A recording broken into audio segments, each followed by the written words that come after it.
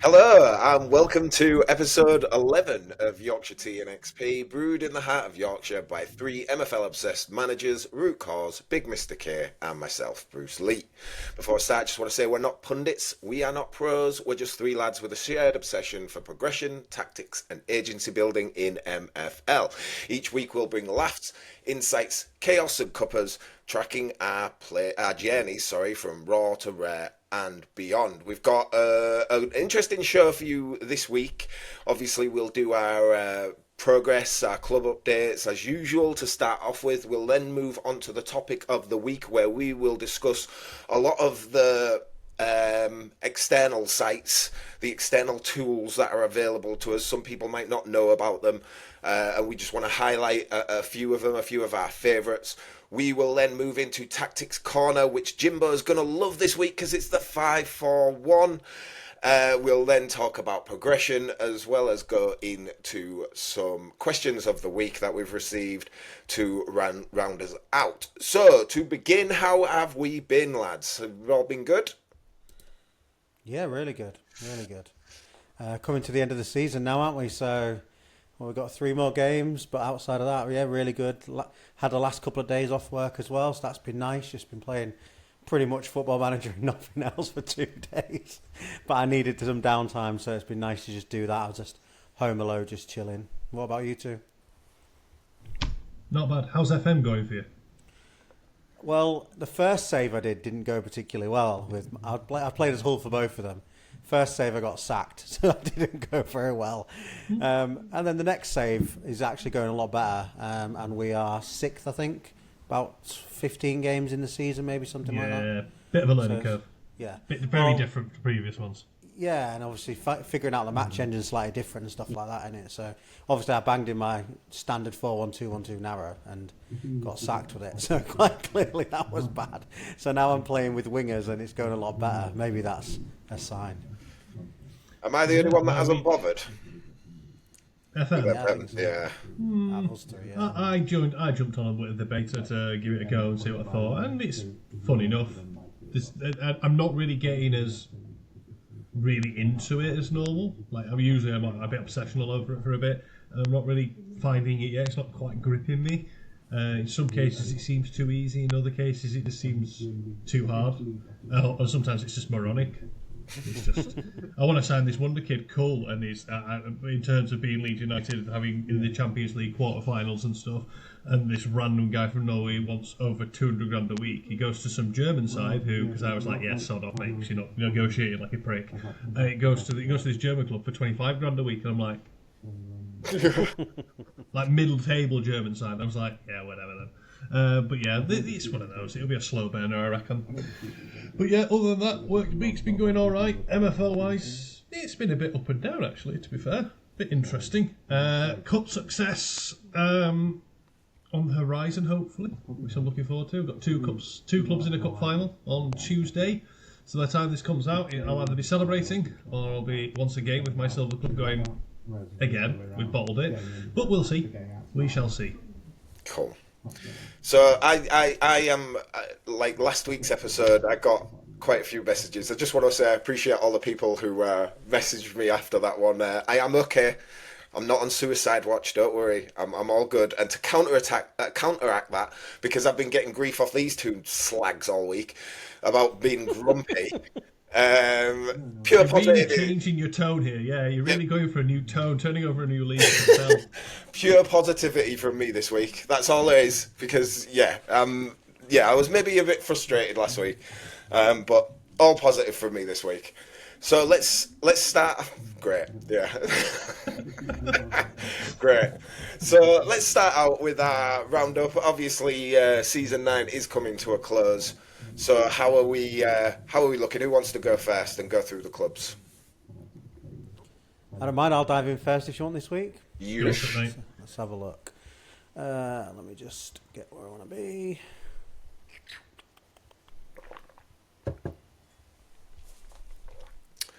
Hurry up, Grandad. I know. I opened that tab with a picture in just to make a laugh out of it, and then I couldn't find my place where I was. So I'm fine now. Let's have a look. So, Rum lads are flying. Oh, this is the crunch moment of the season now. Nice, So mate. Very nice. What's that? Ice got- 95. Yeah. So we've got TSV, who are third from bottom, next. Then we've got Wallaboos, who are obviously chasing into the playoffs, or trying to get into the playoffs. Yeah. And then we've got Argus, which is second from bottom. So we've got, in reality, 2 easy games and 1 difficult game. So I've rested a few. But to be honest, because of the rotation, I think I could pretty much go full strength in all of them and still be okay for energy at the end. But I've just rotated in these games, just literally to get people to tick over to like an 18 game, do you know what I mean? So they're actually hitting that higher threshold. But we're playing amazing football. So I'm obviously starting to think about what next season brings if we can, in theory, hopefully we just stay in the playoffs. But we were predicted down here, so I'm over the moon with this. And if we go up, we've got some players in the squad that are, 74, 73. And I know you'll probably want to have some rares in there. But some of these guys are progressing well. So upper division, I'd quite happily just fight relegation, to be honest. And I don't want to go and just strengthen all the players just for the sake of it. I've got a couple of rares in at the moment, but if I can keep a chunk of these sort of like 72 and higher and just hope the tactic pays off if I need to tweak it a little bit and battle relegation, I'm fine with that. That's the whole point of when you get promoted, right? Don't need to go up to up, but I've got we'll theory see how it crafting goes. on that. I've got tinfoil / theory crafting on that, because if you go back to your squad list for a second, Yeah. and go back to the stats, and there you go. The average ratings. There's some very nice average ratings there. I'm going to agree with you. What happens if you go up a division with these guys, and you're in a tough league, because it varies week to league, and they start getting the low 6s on the averages, or the mid 6s and stuff, suddenly like you say, you got one guy there on 6.7, and it's changed the colour of it, and it's a scary looking yellow all of a sudden. I honestly subscribe to balanced squad for training purposes, like that nice tight banding, and good match ratings. So you don't want to be rares against Inflint, because there's too much a disparity, but I've seen more progress on an overpowered team in Spark, with some uncommons and stuff. I've seen more progression there than I have with a team very competitive in bronze, like average mid-table sort of size, barely any, similar sort of ages, similar amount of time on the game. I think match ratings are very important. Yeah, it's a tricky one, isn't it? Because going up, obviously, needing the rares, it depends how I can do it. I mean, I had one that I won. I have 3 now. So clearly I'm dipping the toe in the water and testing the water, which I'll come on to a little bit later, maybe when we talk about progression. Also, I might just look at the players then, because we're in the player section. But overall, Rum Lads, literally, I couldn't be happier. Just literally couldn't be happier. It's looking good, that we're mate. just doing well. And, Yeah. And then Dockside, literally smashing the league. So 3 games left. Top of the table clash tonight in an hour and a bit. And then we've got a team fighting against playoff relegations, and then the other guys are probably not playing for anything. So just a mixed bag, but we're playing again. Brilliant football, really across the board. And it all depends with what happens with this squad. So we're getting really good match ratings on this one. I mean, some got 8s down here. Incredible. So again, it just depends what happens. Like I would like to keep the squad, but I know what you're saying. Like, obviously, it depends on what happens, and if I end up with another club as well, we never know, because I do want to get back to that 4 clubs. But we'll see. But yeah, they're flying, and then I'll touch on the trial club. So we are again in the playoff spots at the moment.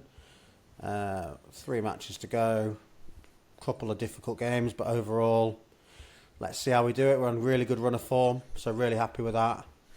And I think, again, probably match ratings are a bit hit and miss with this one. But overall, the team's doing well. But I don't know if I'm probably not keeping it. I'd rather have a 4th team higher up that's my own team. It's been good to do the trial. I think it's a great thing. And I think, we'll touch on that a bit later, but I think it's been a great thing. And then I'll jump into downtimes just to show it, just for consistency. But they're just like mid-table. But they're winning a couple of games now. And then still really good match ratings, so progression across a lot of my teams is really good.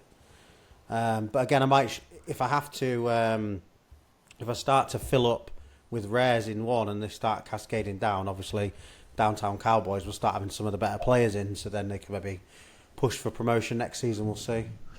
I reckon that's that me. team that could go to Stonemate from Lost Soul, you could probably add. You've already got 2 res, haven't you? You got the 3. one I'm loaning. You got 3 now. Yeah. Yes, I reckon you get a clutch of sort of a third of that squad being res, like even if it's 75 or touching on a bit more. I think that might give you the strength that you need. Best advice: good goalkeeper. Yeah. Invest in the goalkeeper, and that will be worthwhile, just to keep you difficult to beat. But yeah, I think you've got a good chance because they're not uncommons. You've got a lot of them that are high 70s, like high uncommon rated players. So yeah, I don't know what the stats are like, obviously, but yeah, I think you'll have a good chance if you get yourself up. Yeah, I mean, I think it's just again, if they go up, let's not get ahead of ourselves. I'll probably start to get into the world of loaning like you guys do as well. I'm not gonna stack out 18 rares because just physical bank balance, don't want to do it. You do a good job I'm happy to networking, do like mate. what you said, 30%, something like that. I think you guys kind of stay below. Yeah, or whatever. that's sort of why I try and aim for 30% when it's my main breadwinner sort of club. You don't want to be giving away all, but you already do a load of networking, so you should be able to get a decent load. Maybe I know, but Bride's still got a load of players here. He looks alone. Yeah. He'll loan him. He'll loan him out if he doesn't come back. Exactly. So yeah, cool. Do you want to go next, Bruce? I can do. Will you cover the run, John? On the end of yours? Yeah, can do. Yeah. Cool. Okay, so I have been a very busy little boy this week. As you can see by my latest transactions, I have been dipping in the market a fair bit. I'll start out with the players I got because my main aim was strengthening Mamba, making them strong, whether they're in an iron team next season or whether they're a bronze team. They need to be stronger. So I bought my first legendary centre back. He's got pretty damn good stats, I think. I like the stats. Maybe I could do with a bit more physical. But if you look at his progression, he didn't play at all in this season here. And then the last season he went up +5. And then obviously we know the tier break from rare to legendary is quite high. And he broke through it this season. So I'm hoping maybe there's more. If not, I've got an 85 rated centre back, especially if he puts up a retirement symbol next season. If he doesn't, amazing. But if he does, I've got a 85 centre back for the next 3 seasons, which is perfectly fine with me. That's the way I look at that.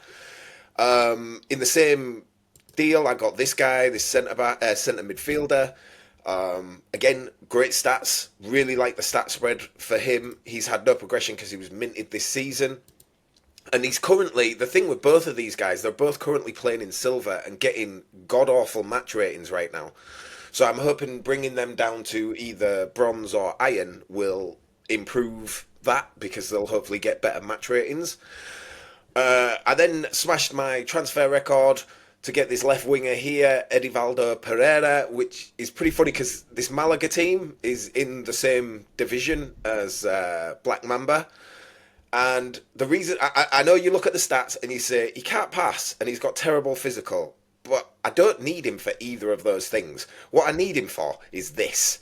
This is what I need him for, because I've noticed in a lot of my games, the way my team play, my wingers are both on the opposite side, you know, the left winger as a right footer and stuff, and they always seem to get a ton of chances cutting inside, and they just can't finish him. If we look at like AK-47 here, like, he's rapid, he gets in great positions, he's a great passer, but he's only got 73 shooting, so he misses a lot. Not that it makes a difference because my guy with 88 shooting misses a lot, but I promise positivity, so I'll stop there.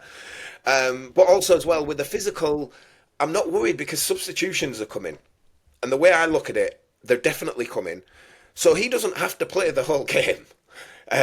You know, I can either use him and sub him out later on in the game, or I can use him on the bench and sub him in, like, you know, 70th minute when I need a goal or something and bring him in. So that's the way I'm looking at that. The other one, which I think is a bit of a gem I got here, is Alex Martineau, who is a 82 right mid, but he's also plays centre mid, and he also goes up to 84 right winger. Amazing stats. He's a right footer. So I'm looking for him to not get inside. I want him to be like on the flank, playing the balls in for what is essentially going to be two strikers, Pereira and Moskalenko. I'm aiming for them to essentially be strikers and him be like the creator, the wide creator. So that was my thought process behind there. But not only that, I bought an agency. I had a guy come up to me and approach me about buying his agency. It came with two clubs and about 20 players, I think. I can't remember. One club was this Milan club who are in iron. They've got 47% of rev share used, and they will probably get relegated, but I'm okay with that because having them in stone will be ideal. I also got his Parma license, but I sent that over to my wife because she's been talking for the last week or so about wanting a second club. So when this presented itself to me, I was like, okay, great. And because we got all the players, in the players, I'm going to keep two of the players, and the rest are essentially going to go to my wife. So she's going to build out her agency. I've got an extra club, and the club location was perfect for me because my main club is based on Kobe Bryant, who was my favorite NBA player. AC Milan are actually the team he supported. So when I saw the Milan license there, I was perfect. You know, I called them the Rossonero Mamba, which is red and black. So they're the red and black Mamba. I just thought it really fit, and yeah, so I went with that. I'll just go quickly through the clubs. Is that the logo you've put on it as well? Yeah, I'll show it in a little bit when I from come it. to Yeah, it. yeah. I will when I come to it. I'll just run through these clubs. So Yorkshire Tea XP, we are top of the league. Tonight we play FC Slabhead, top of the table clash. If I win that game, I'm going to say I'm champions pretty much because we've just gone on a run. I think 3 of these were all default. Mathematically, you would be. Yeah. So if I win tonight, champions. Also change the kit for you guys just to see, based on the Tigers, and then change the away one as well. So it is Hull City and Leeds. Fortress, I've spoken to Ron John, and he is very, very happy with me to keep the same agreement, and I'm going to be running 3-5-2 on this. You know, the experiment's over. It's done. We might still make playoffs. It's still very, possibility we could make playoffs, especially when we play Ironopolis Titans on the last game of the season. We could make playoffs, but the experiment's over, and now next season I just want to run the 3-5-2 that we showed on Tactics Corner last week because I think it's a very effective formation. I think I'll have a lot of fun with it, and he's happy to switch the players around that I want to replace them. I'm in a conundrum now because Castle are looking set to make playoffs. Again, we've been on a great run. We went out in the cup, but we've been doing great in the league. And my plan was I have an entire Stone team that I was going to put into this team for next season and run them in Stone. However, with the new club, if they go down to Stone, they're going to be getting it. So now I'm like, what the do I do with this club? I don't know because I don't have the players for it, and I don't want to go out and buy players just for the sake of playing this club. It is my first club, so I'm apprehensive to sell it, but I am at the same time like, well, I don't really need it. I don't have the players to fill it. I might just go out and learn and just pick like a really random formation and just go out and learn, spend 100% rev share and just play with formations all season and see how that goes and just, tactic test rather than doing it in Flint, do it in, probably Stone and just... Do you think Ron John be able to help you out here? Because he's obviously got an abundance of players. He might have... That's actually very possible. That is very possible. I could have a chat with him about that. It's just more... He's guaranteed good management from yourself for progression of players, and he'll earn a little bit of a wedge from the loaning side of things, and you get to keep your first club. Well, I was gonna say, like, if you see here, I've got 17 players, and he's taking 85% of the rev share. Like, I don't care about the rev share on this team at all. Yeah, that's fine then. So, it's just an extra club for him that he don't have to manage. Yes. Yeah, so, basically, it's like you just do club delegation. Yeah, exactly. And then you said, like, I get to keep my first club because right now I'm like, what the hell am I going to do with it? Bought this team. There's the badge for you, Rossonero Mamba, MFC. This will become my second club. Got a team ready to go. As you can see, which was really funny. This wasn't done on purpose, by the way. But when I got the team and I came in to look at their league, you can see right here is one of Monkey's teams. He's sat in 8th. So not only are we in a title race, we are also in a relegation scrap. I'm expecting them to get relegated. Of course, just the way I'm wired, I'm not going to just be like, oh, let's just get him relegated. I'm going to try and survive. Like, there's no doubt. I'm not going to come in and lose games. The problem I've had with the first couple of games is the team was in a right state, like fitness-wise and stuff like that. So for a couple of these games, I was just like, I've just got to do what I've got to do. Everybody's got full fitness now for these last 3 games. So hopefully we can get some good results and maybe stay up.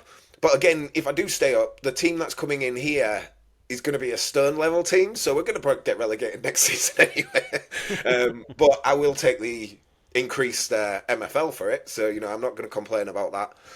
And then just go and beat Monkey tonight, and that's that's the thing. It's really funny. We play Monkey tonight in this league, and then tomorrow I play Monkey in Black Mamba. So tonight could be a little bit of a preview. I don't know. I don't want to rile him up too much, by the way. I don't care about this team, Monkey. Don't pay attention. It's this one that I care about. Before I go in, just want to show my new kits that I went with using the new rabbit pattern. I was quite happy with that. We last time I was here played in 3rd and 4th. So we beat 3rd. We came up against who were 4th and we lost 2-1. And after this game, I was like, I've had enough. I've had enough. My tactic, all the metrics that I would use to decide whether my tactic is good were being met. Like generating good chances, generating a lot of chances, playing well, dominating, getting lots of highlights, reducing my opponent's chances created. All that stuff, going in the match report, looking at all the, is there anything that stands out? It was all good, and yet I was still losing. And it was, losing from a corner or an indirect free kick. And those were the goals that I was conceding, and I can't stop that. There's no way to tactically stop that. So I just scrapped it. And I was like, right, I'm going to completely rethink this, and I'm just going to, I've got to push for promotion here. And that's exactly what I did. And the next 4 games, as you can see, 1-0, 2-0, 5-0, 2-0. I'm not looking past Kawasaki Kaiju's tonight because good team, they're fighting for promotion. But if we can get the win here tonight, we will be in a good spot playing Monkey tomorrow. I don't think he's going to drop any points against anybody else. So I'm kind of hoping I'm the one that takes those points off him. And if I can, win the title on goal difference, I'll be happy with that. I don't care. But I want that title. There is part of me that's like, well, if I don't get the title, do I want to win the playoffs? Because I kind of want the trophy. But again, I'm not wired to throw games or anything, so I'll probably go full hog in the playoffs and get promoted anyway. But that's not going to happen because I'm going to beat Monkey on Monday, and I'm going to go up as champions. And this is going to come out much later after it's already happened, so he can't react to it. So that's good. I can say that now. I'm going to beat him and win the title there. So yeah, it's been going pretty well. Team's looking good. And I've got my head around the match engine a little bit more. There's one thing, like all the stuff, I'll stand by it. I still think it's boring. I still think the variety of goals is very slim. I'll stand by that.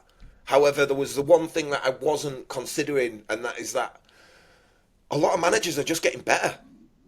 Like, they're just getting better as well. We give away the secret sauce every bloody week. Don't we? We're helping people with tactics. There's other people helping other people with tactics. People are just getting better at the game. And I think that's what it comes down to. Stop helping everyone. Yeah, Root, stop helping everyone. Stop it. But yeah, it's just the level of competition is getting higher. And that's why lesser teams are beating higher teams, because they've got their tactics down. And I can't be mad at that because they're just getting better. And I've just got to adjust how I think of it. I can't just look at, this team's 10 overalls below me in every position. Easy. Because people are getting savvy. People are getting smart to it. So we get it every year. Every season, we hit the mid-season break. And then after that, people are like, oh, something's changed. Form's gone out the way. Like, my form's gone off a cliff. Everyone takes stock, makes amendments where they need to. They've had half a season to run it. There's a mixture of people in the game who test, obviously us. Yeah. Me in particular, I love testing. I do it all the time. And then there's those that don't do as much. And like for my silver club, first half of the season, we were third. We were flying. One of the guys was like, "Oh, we need to start preparing for gold." And I'm like, absolutely no chance. And at the moment now, which I will go on to, I'll do a quick whistle stop of all my clubs because I haven't done it for a long time. So we'll just stop a bit longer on a couple. Now, this league is writing itself. It's like all those really strong teams have now worked out their tactics and which ones to do sort of jump in between and what they're working out what other people are playing and how they play, and it's a much more level playing field. And we have it every year, but everyone's going into next season with the same premise. However, we're all going to build teams now with that knowledge. Yeah. So it's going to be really interesting what happens next season, how that all shakes out. Can I before you do that, because I just want to point out a thing of that, actually. I should have done it while I was sharing. But this is one thing I've noticed. I don't know if you guys have noticed. But if you look at this league, I've never really seen this. But look at this, the losses and draws. All the way down. There's loads. Everybody's taking points off everybody. But then you go into this league, and it's pretty much the same. Loads of losses and draws. I mean, they've got only one loss, but they've drawn 6. They've drawn 7. It just seems way more competitive, like all across the board here as well. You know, 2 3 losses, and it's just way more competitive now. And I've noticed that a lot this season. The amount of times you watch content and people going, "Look how tight that league is." Yeah, across the board, the board, all the leagues are incredibly tight. Right then, let's do it. So I've obviously got quite a few to share, so I'll just fire through some of them. One of my Flint sides, the academy team, they are in a cup final on Tuesday. Made it through to there. This is quite a strong Flint league. I found there's some really strong teams up here. Mixed bag. We've had a few games where I've been trying all sorts of different weird and wonderful tactics. What keeps now changing the landscape for a lot of managers is, like in all my Flint leagues, there's like 2 or 3, sometimes 4 teams that are now forfeiting games.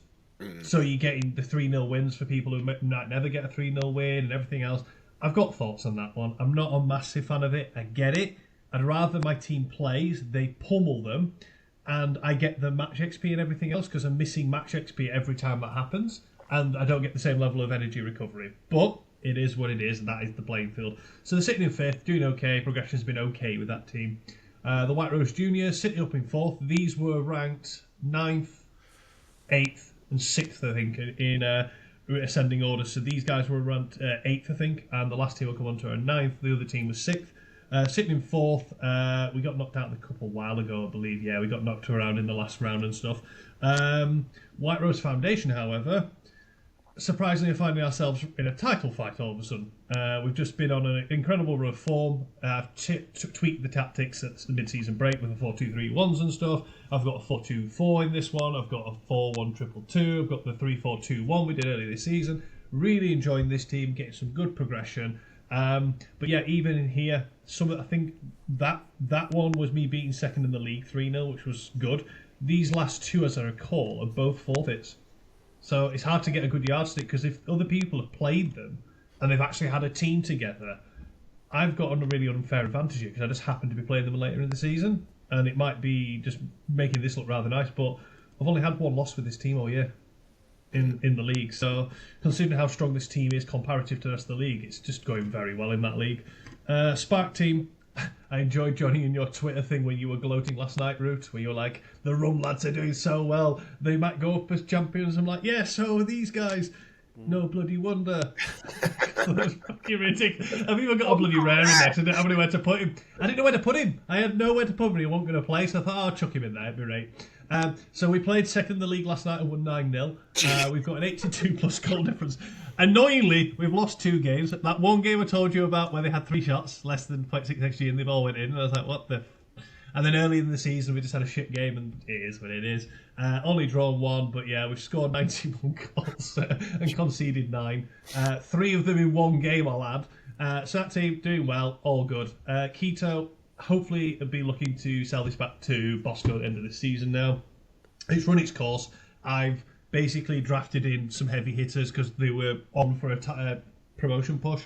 So we're playing, I think we're playing fourth tonight, and that could wrap up basically being in the playoffs now, going into the end of the season. We've got Spartans who are mid-table, and the Swans, they're down here, end of the season. So yeah, all going well. That's a work the space team, and it's just disgusting. He seems to have a lot of these teams in these sort of middle of all the pyramids that have just got stupidly high pace, because it was actually quite an even game, but it just kills me every time.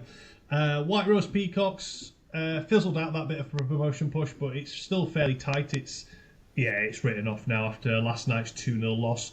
Again, close game, but we just played like shit. I think, as I recall, because I've got 3 games that kick off at 9:30 every night, so I can't watch them all. Yeah, I lost. They had 1 shot on target and won 2-0. Because there's an own goal and they're only shot on target. It was great. And their keeper played a 9.3. But he only made 4 saves. So, yeah, okay. But it is what it is. That is the team, actually, my silver team knocked out the cup, so we're in the cup final with them. They should be safe, I believe, from what I remember. Not quite mathematically, but we're pretty much there. This team, I know I sent you boys a screenshot last night. This is why this team is going to get relegated, because they've had so many games where we play well, and after the game, I'm like, how the hell did we lose? We didn't lose this one, but we drew 1-1 and we battered them. Absolutely battered them. The red card gave us after that, we got a couple more shots to push us over 2xG, but we were battering them all game. They get that one bit of an opportunity and it goes in. It happens all the time. But I've got an Iron Club next season. I'm really not too worried about this club at all. Mathematically, we're not relegated yet. We're relegated because it just is. It's just not going to happen. Silver Club. Oh, the stress with this bloody club. We drew last night, and I was raging that we drew last night as well. We lost Quito, that were below us in the league. I can't remember if this was a rough one or not. It felt a bit rough by the end of the game. But if you just go to XG, it doesn't tell you the full picture. It's just one of those. Every so often we have our goalkeeper just have an absolute stinker. So yeah, we were sitting pretty up here in the second half of the season. It's been a bit ropey, but we've made our way to the cup final. We've got a cup final on Tuesday for Silver League. Second season in a row. Hopefully we don't bottle it this time, but you never know. We're playing bottom of the league tonight. We need the 3 points there, as I think everyone below us, I think most of the people have got these at the bottom of the league. And our last game, we've got Mufasa, who are third. And last game, we've got the team who are currently fifth. So, yeah, it's... You can still jump up to at least fifth. Yeah, very tight league. Yeah, it's a very, very tight league. It has been all year. It's just started to separate these sort of last 3 or 4 games. So, yeah, doing all right in that one. And the Dow team, this is a ridiculously tight league. We drew last night, and we drew the game before. Battered them. Even game, but we had the better rub of the green. We absolutely smashed these guys and we just couldn't score. We are 3 points off the top, but as you'll see here now, at one point there was only 3 points separating 5th to 1st. So we're 3 points off the top, and 5th place are on 30, top of 37 points. It's an incredibly tight league. This is a stronger Silver League, I'd argue, than my other Silver team. So it is interesting how that all sort of pans out. But yeah, really now, getting everything sorted out tonight and tomorrow with a view to, especially the Silver Club, that cup final, and getting the bloody silverware out of that one. So yeah, it's been a really, really fun season, and I know one of my co-owners in Silver Club was a bit like, I hate MFL at the moment, it's shit, because he just had a bad night, and I was like, this is what I love about having 9 teams. I can have all my most important teams can have a crap night, but they can be saved by 1 or 2 other games in leagues I don't really give 2 shits about. But I'm like, oh, but I got that nice win there, and I got a bit of progression. It's nice to paper over it. Cool. Well, speaking of cup finals, and I just want to give her a shout out because she asked me to, because she does watch. My wife does watch. My wife is currently sitting second in her Spark League, and she's in a cup final. Her first cup final. I've never got to a bloody cup final. I might need to start taking tactical advice off her. I can't recall, Bruce, and it keeps being on my mind the last few pods. I got this in the post a couple of weeks ago. I got a message. I was out walking my dog Frank, and Bruce messaged me and asked me for my address because your missus very kindly got me a cup because Root was a selfish fucker and wouldn't send me one. So thank you very much, Mrs. Bruce. It's very much welcomed. And if you want me to send anything in return, please let me know. Whoa. Don't worry. I'm not going to send those. That's only for you. That's Wednesday. Thank you. I was worried for a moment. Anyway, moving swiftly on. Yeah, okay, so let's move on to our topic of the week, which we are going to discuss some of the external websites, great tools that you can use with MFL. I'd like to go fair. Oh, go. I forgot something. Oh, the Ron John. I have done all season. Go. Yeah, the Ron John challenge. Yeah. I've forgotten it all year, so I thought I actually should touch on it. Yeah. One second. We're hoping. I've spoke to Ron John. He said he's got a busy weekend next weekend, but he's going to try and get ready to come on the pod next week, so he can announce the winners. So hopefully we'll have Ron John on next week for next week's episode. So yeah. Wicked. So Silver Fox MFC currently sitting in 8th. Yeah. A bit of a bad run of form by the looks of this. We got to the cup semi-final, and then we lost the semi-final, and we've just... On pens, Yeah, arse has fallen out since then. So... Well, grumpy old fuckers, MFC, that's what it stands for, isn't it? Yeah, they're consistent. Actually, they've got a few points recently. They've picked it up. Picking up. Yeah. I mean... Mathematically, you're not relegated yet. Who have you got left? Singapore, 4th. Over till it's over. Titan, 8th. Central Valley, 7th. I think we can do this. That's doable. That is doable. If you can hit this relegation playoff, you've got a good chance. Because I was in a relegation playoff the first season I got that silver club, and the team who have to play you for that relegation playoff game when they eventually get to it, I think they've got to play like 2 or 3 games before they get to you. And it's rough, that's really rough considering you're 9th and you only have the 1 game to play. But yeah, sort of just point that one out for you. Let's have a look. There was mine. Sitting over in 9th at the moment. Bruce, that would make you 8th, me 9th, and Root 10th. So we're all fairly even keel. You've got 3 more points than I, and Root's only got 3 points less than I. So yeah, it's pretty tight in terms of general. Wow. It depends what... And we don't know how the rewards work, do we? We don't know how he's scoring it.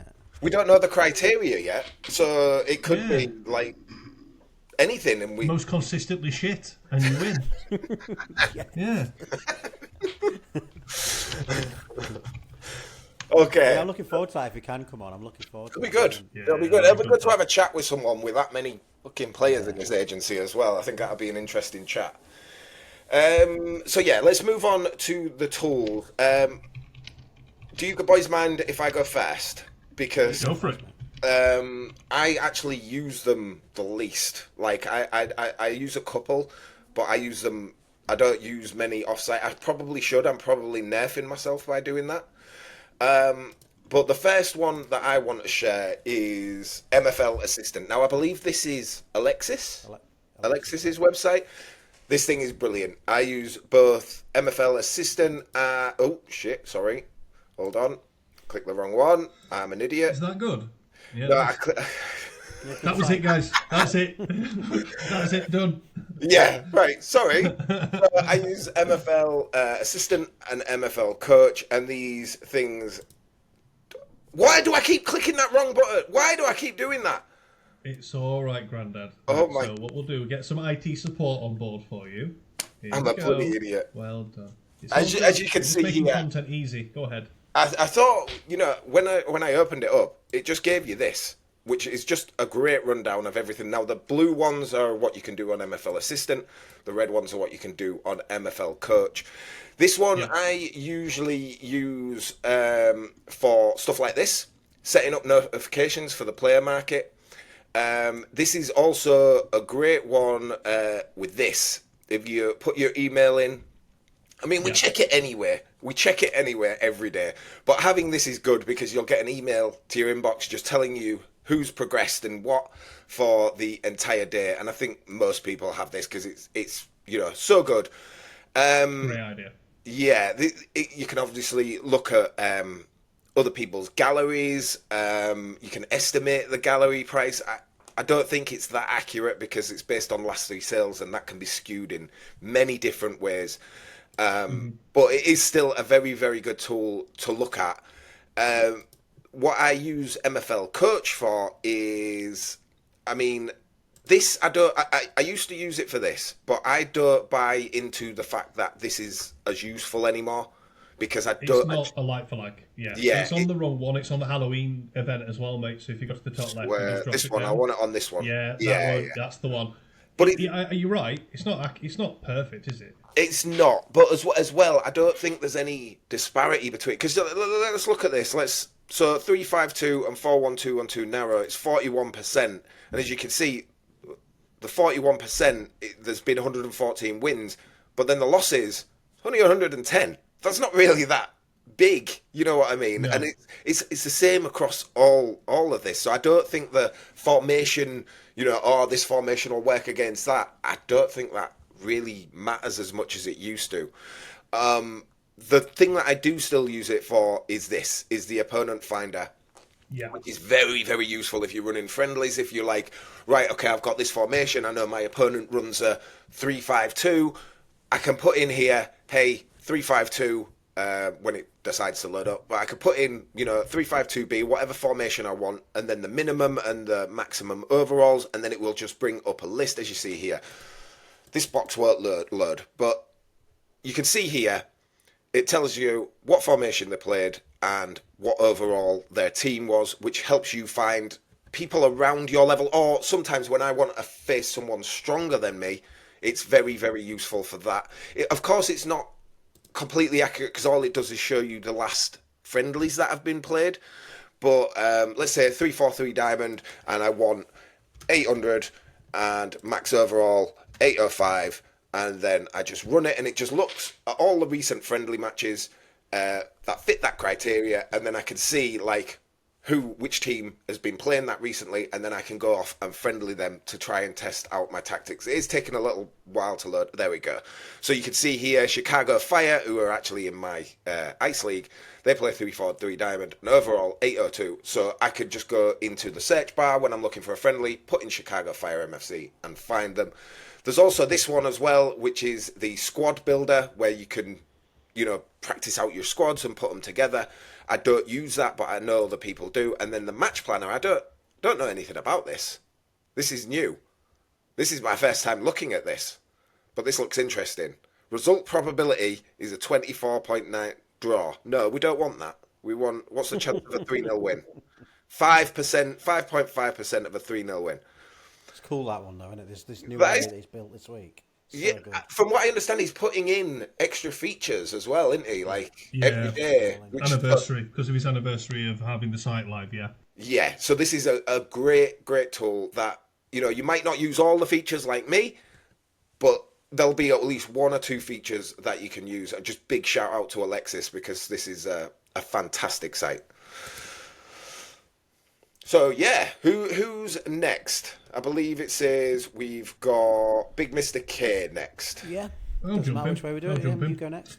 I think one thing I want to put out there before we get cracking on most of these is all these sites we're showing, they're free. Oh yeah. There's all the opportunity for people to contribute, like these little supported, like buy them a coffee.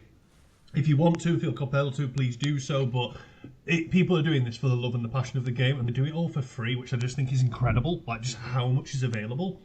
And I So think here's just while you're go on ahead. that mode, just while you're on that mode, I think in the description for the YouTube this time round, we'll put all the links for everyone we talk about as well, which normally have a kind of set standard, but we will link them all. So anybody that's watching this back or listening to it back on pod, all the links will be there. It'll be a bigger description than normal, so you can go and check them out. Sorry, Mr. K. Thanks for that, Rube. No, it's all good. I actually just took another bite of the parking that my missus baked today, so I got a chance to eat it, so you didn't have to listen to it. Anyway, coming on to MFL stats now. A lot of crossover with some of the concepts and some of the ideas. Now, what is the name of the chap who made it? Because I'm sure this is like the newer version of the one that he built, because he sent me a first look once upon a time. Is it Crushed, yeah, and I reached That's out to it, him. Crushed. Yeah, I have Crushed. reached out to him and had a couple of conversations on Discord, but I can't get him to come on at the moment. That's fair play. He said he's quite boring, bless him, and he appreciates the offer. And I said, well, if you change your mind, let us know. And he loved Love that. that. So Love that. Yeah, because we should be putting. I love the idea of putting the face to the name and stuff. Because he reached out to me before he'd launched this and said, "Look, here's the link. Don't share it yet, what's your thoughts and stuff like that. I gave him some really good feedback. I gave him some constructive ideas from a UX perspective and potential good features that he might have to do. Honestly, the guy beaved away within less than 24 hours. He came back with like 3 or 4 of them already actioned and done. Yeah. I was like, bloody hell, mate, you work fast. It's a great site. There's a lot of similarities between these sites, so it might just be a UX experience, but they all have their own little quirks. Same idea again, you can get an idea of an agency's value. I'd take any of these with a pinch of salt anyway. I, like yourself, Bruce, have been exploring like gallery buying. I'm going at it from a point of view of, here's my stall, this is what I say is how I value the players, and this is the max I'd pay for them.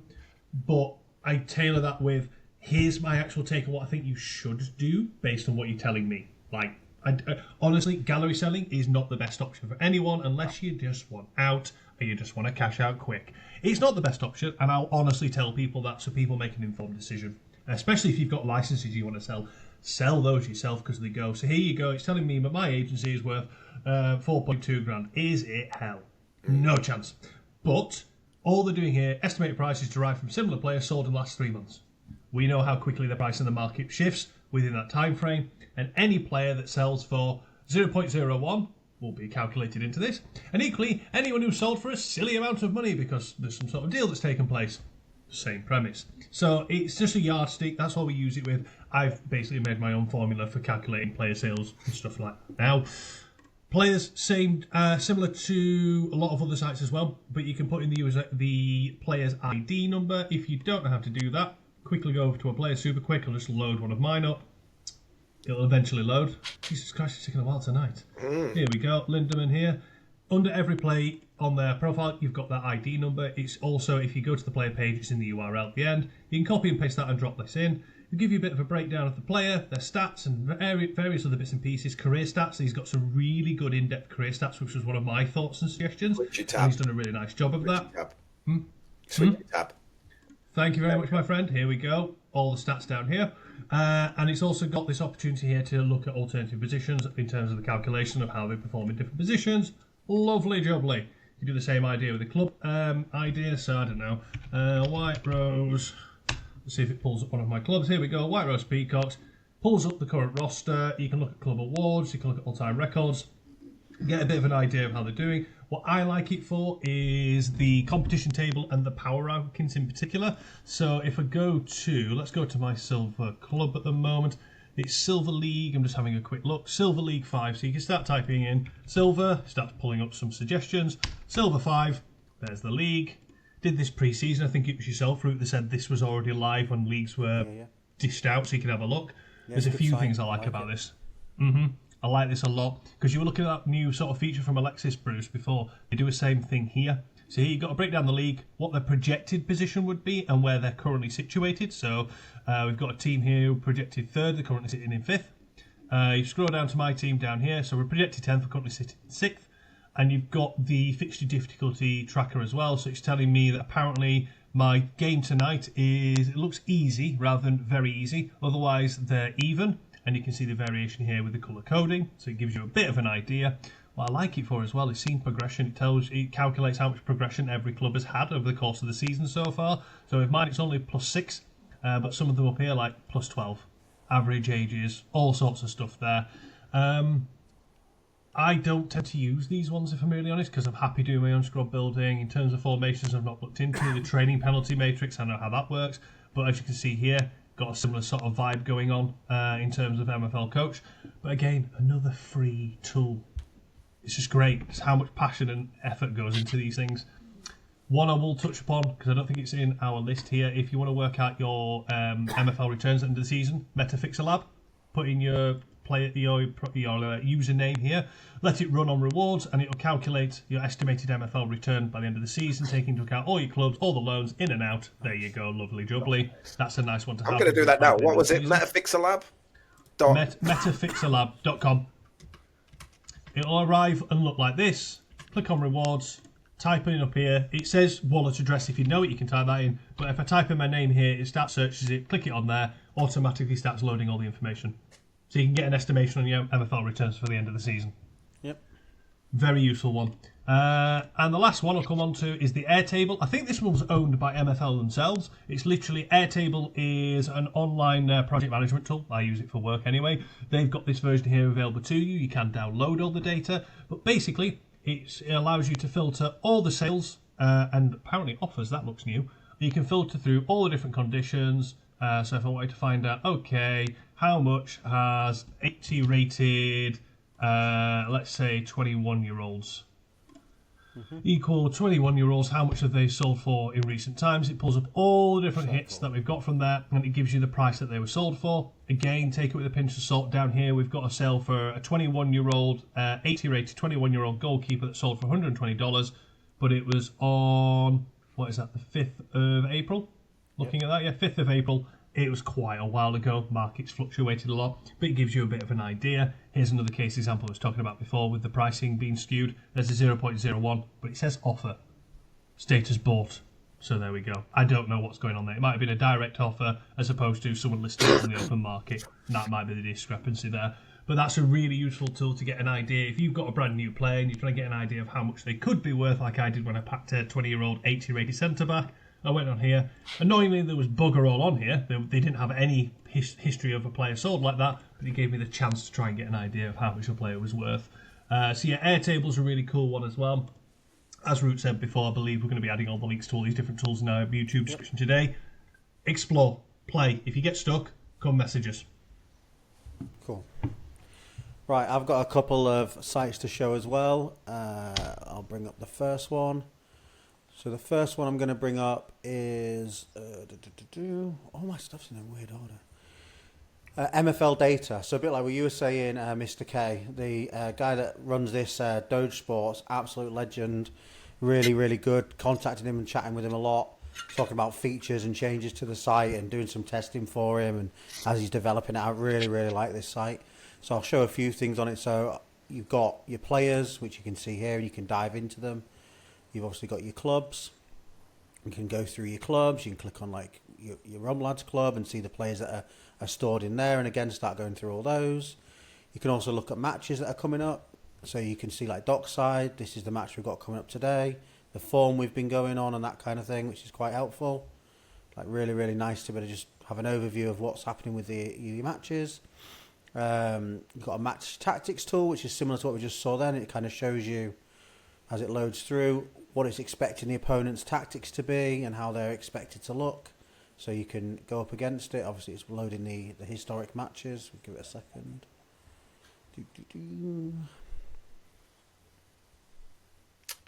44k MFL, by the way. There we go. That's what I'm Nice. set to get, which I'm quite happy about. Not bad, not bad, not bad. So you can see here the last 7 matches for the team that I'm playing tonight in the top of the table clash. He plays 4-2 treble 2 most of the time, but he does vary it. So you can see the form, and then this is obviously the form for the match after. So I quite like this, and you can obviously click into it, and that'll open up that'll open up directly to the actual game on MFL. So you can go directly to the game and look back at those, which is really helpful. You've got a squad building tool as well, which I've not really played with, so I'm not going to show it.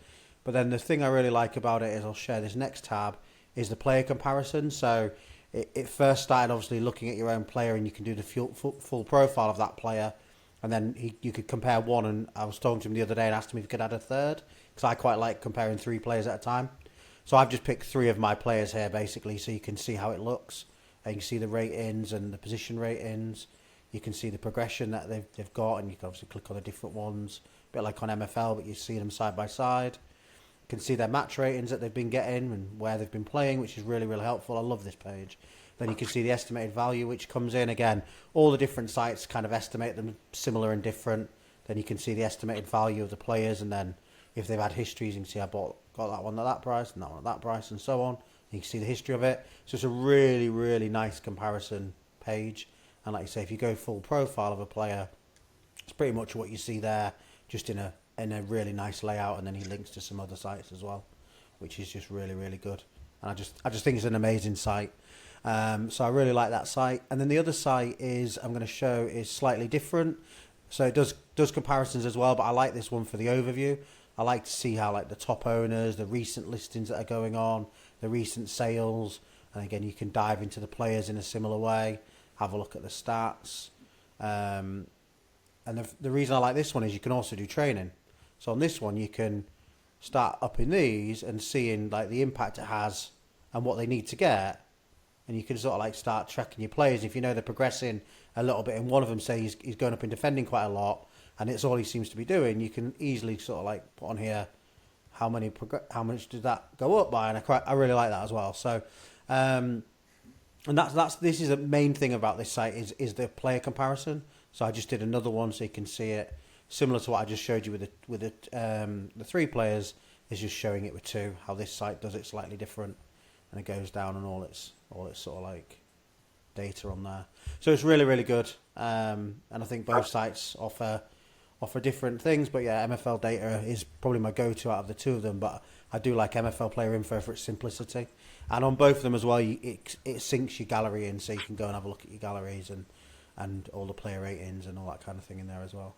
I was going to say I don't use a lot of these tools, and I really should, but MFL Player Info is probably the one I use the most, and I use it for putting a player ID. What other positions can he play? What rating has it? Yeah. And then that training thing as well. Oh my God, how many ratings is he going to need to get a +1? Like, what is he going to need it in? It's invaluable because I use it a lot. So the training one's really nice, and I love that. Yeah. Okay, is that everything? We covered everything there. I believe we covered them all. I think so. Plenty for people to jump in with that. There's a few we haven't covered just because we've tried to keep it to this, but we might include a couple of bonus links as well in the thing. So there's like MFL Manager FR. The reason we didn't show it is just because it wasn't loading for Mr. K and I. It's not. It's Bastion is now part of the team, so I don't think that site is live. Though I have to say, like, can we get now? Bastion's on the team. Can we get projections in game? Like, can we get the league projections in game? Like, that'd be nice. Nice. I mentioned that on the thing I did with Jimbo. I mentioned about integrations. I think it'd be really good to do something like that. Yeah, it would be cool. Nice. Yeah. Okay. So yeah, like I said, if you don't use those, go ahead and use them. The couple there that these guys have talked about that I will probably start using as well because I'm hating myself not using them. But now we are gonna move on to Tactics Corner, and this week we are covering the 5-4-1. Which one of you guys wants to go first? I can jump in. Cool. Yeah, let's do it. So I'll be honest, guys. Save the best till last. I'll be honest, guys. I didn't have a lot of fun with this tactic. It wasn't my favourite. It was one I had to. When I ever have a look at a formation, I'm sort of visualising. Okay, if I was running a Sunday League side, how would I actually want these guys to try and play? And I can't see a 5-4-1 being anything other than we're not that good. We're just trying to stop the other team scoring and just being really difficult to beat. And as a result, in MFL, that doesn't really work all the time. It can work for getting a point where you're trying to grab a point. It can work for trying to stop your opposition in some sort of capacity. But when you want to score goals, it's a bugger, and I didn't like it for a long time. So I've gone through various different versions of it. Recently, I've gotten to one I'm a bit more happy with. That's created a bit more. It creates more chances. We don't let as many chances go, but when they do, they tend to be a decent XG one, which, again, probably needs a bit more fine-tuning. The squad I've got for this, while it's stupidly overpowered in Spark, it's not perfectly set up, but I've not got many clubs with CMs across the board, apart from Keto. But what the problem with Keto is my CMs are very highly rated compared to the rest of the team, so I end up matching up against clubs that are stupidly overpowered, so it's not a very good test condition. And I'll be honest, I can't be arsed trying to do the opponent finder thing. I just couldn't be bothered. Don't have that much time with 9 clubs to run. I think that's the thing with the tactic testing. If you use the opponent finder, it would be good, but that's even more time consuming. So I literally have just started doing the random. But the first few I was doing the opponent finder, but then you've got to keep going in and in and in. We've also got some energy issues here with the team that's currently on the pitch for it, but for tactic testing, not that deep. I just ran it as it was. So, jump into the tactics. There's a few tweaks and a few things differently. Attacking width is set about 35-40%. I want them to be a bit more narrow and a bit more compact because there's a reason for that further down, which I saw happening out in the pitch. If I had it at 50%, it was okay. If I went wider, the players were too far apart, so there's not a lot of options up front. Everything is balanced in terms of in possession, apart from less long shots, and I've been happy with that.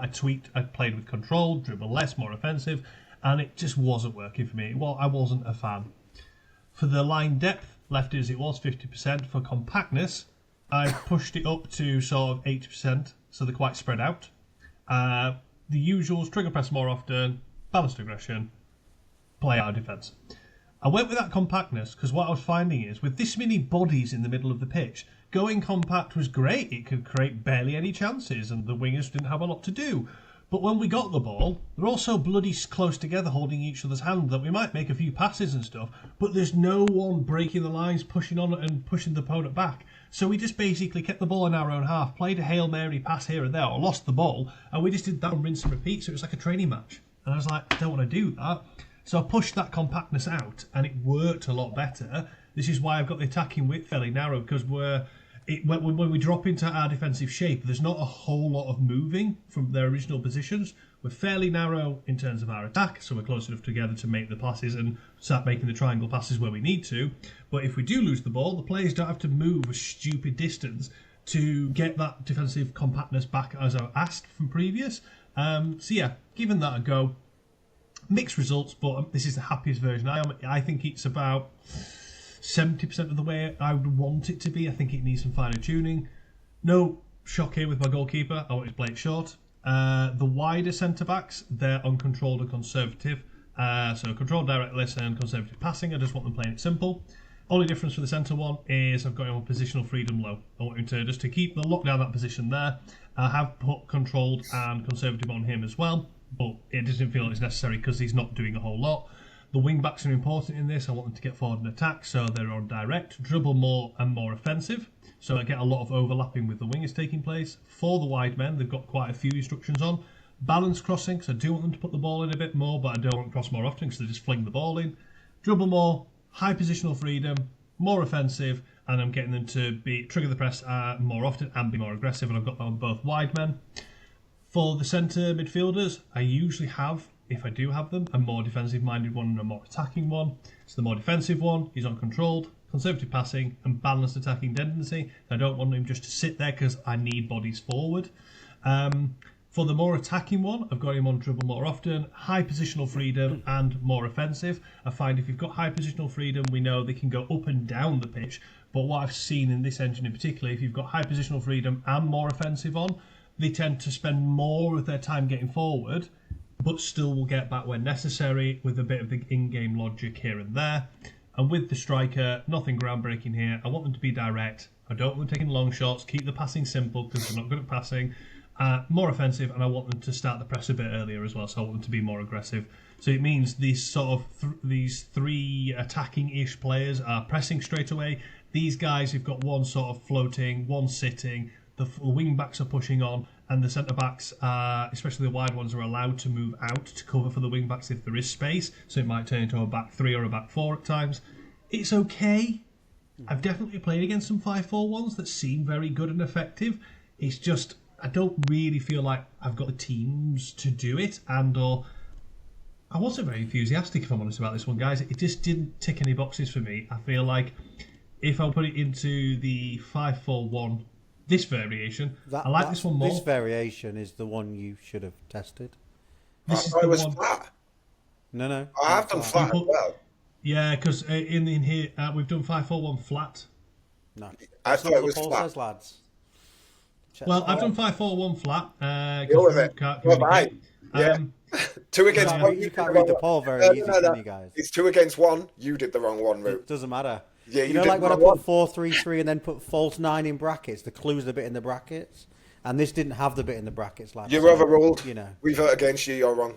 Doesn't matter. So this week, guys, you're getting an extra special tactics corner. You're getting 2 tactics for the price of 1. So well done. Unfortunately, the other one is only done by Root, so I do apologise. I do have a 5-4-1. I do actually have a 5-4-1 that I used last season. Do I still have this variation on here? Yeah, I do. I've got a variation that I've ran this season.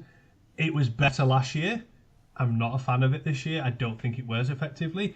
But there are some clubs out there that run it religiously, and I tell you what, they've got it running a tune.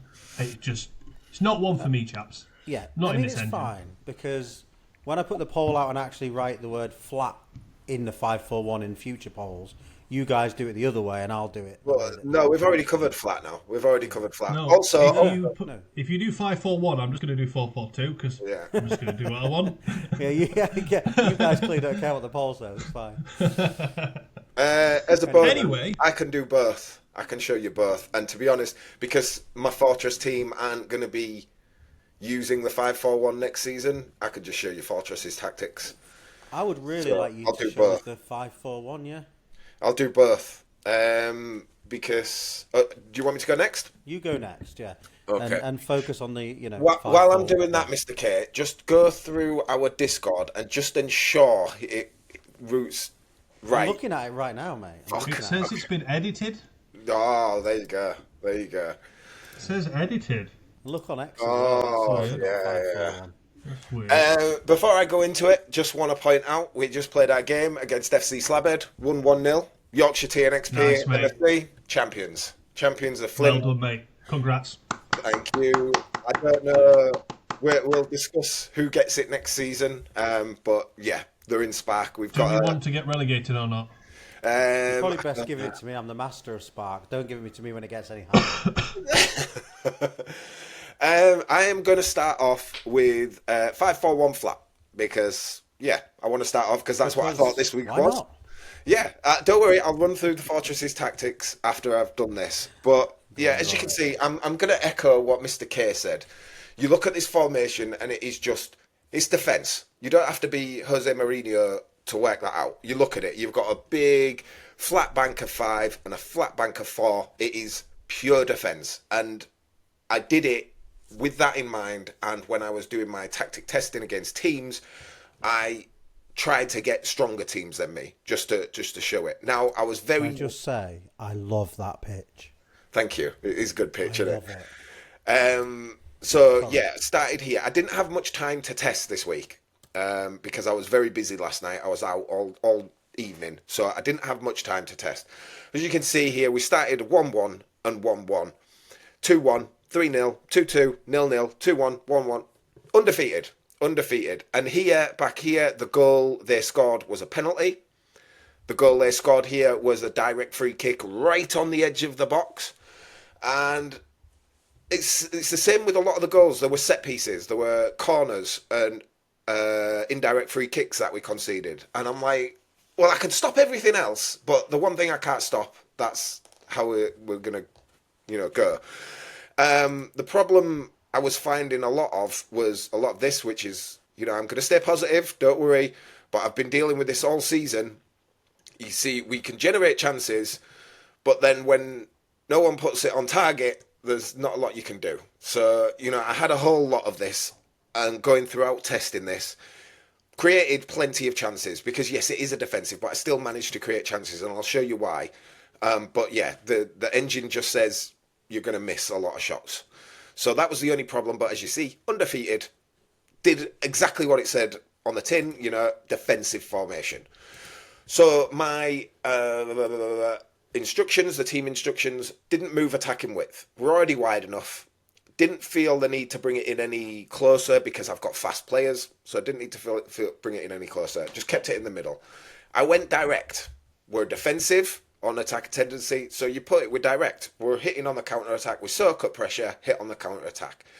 Balance flank preference, take less long shots, cross more often, which was extremely effective in this formation. Ridiculously effective in this. Dribble less often, and like I said, more defensive. Out of possession, let depth in the middle. I did the exact same thing as Mr. K here and spread it out. It's just in underneath the E on spread out. And this just, because you've got 3 guys in the middle, if you bring it in really tight, like you said, it's all cluttered. It's all it's massive clusterfuck. But you've got 5 players there along this line. You don't need them to be all on top of each other. So I spread it right out there, and it, like I said, I didn't concede many goals other than set plays and penalties and stuff like that.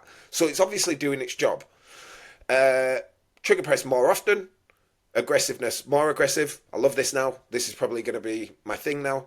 Fuck balanced. It's shit. These two are shit. We know it is. More aggressive is the way to go. And then I just put clearances on balanced. I didn't want to play out of defence because we are playing defensive and direct, I do want them to clear the ball sometimes, but just not all the time. So we'll go into the instructions. Keeper, as usual, usual instructions for the keeper. The 3 centre-backs, just put them on low, nothing more, all 3 of them. The full-backs, I put them, wing-backs, sorry, I put them both on high positional freedom. I'll explain again in a second. The left, why do I keep doing that? The left and right mid, I put them on high and more offensive. Same again on the right mid, as I said. Obviously with him, I put dribble more often and risky, but that's purely down to his stats. If his stats were there, I wouldn't put these 2 on, but flat, high and more offensive. The centre mids, put them both on risky passing. Didn't do anything else because they're on defensive, and just left them on risky passing. And then my striker, I got him to balance take. I've been putting him on take more long shots, and it's just awful. I still want him to take long shots, but I just don't want him to take as many wasteful as he does. So I've put it to balance so he can still take some.